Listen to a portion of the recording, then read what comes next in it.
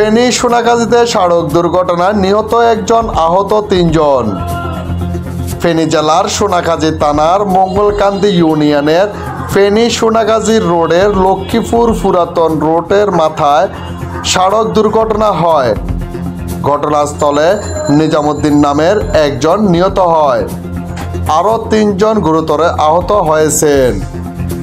2 ফেব্রুয়ারি রবিবার সকাল 7:30টার দিকে এই স্থানে সিএনজি ও কাভার ভ্যানের মুখোমুখি সংঘর্ষ এই ঘটনা ঘটে।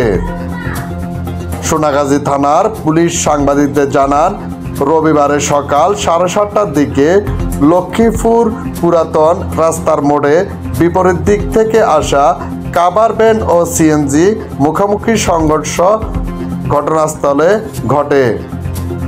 সিএনজিতে থাকা নিজামুদ্দিন নিহত হয়েছেন এবং সিএনজি থাকা 3 জন যাত্রী গুরুতর আহত হয়েছেন। আহতদের অবস্থান অবনতি দেখে পুলিশ ও স্থানীয়রা তাদেরকে জেলা সদর হাসপাতালে পাঠানো হয়েছে। দুর্ঘটনা কবলিত সিএনজি দুমড়ে মুচড়ে যায়। নিহতকে ময়নাতদন্তের জন্য পাঠানো হয়েছে। ফখরুল আলম সাজু, আনাজ বাংলা টিভি, ফেনী।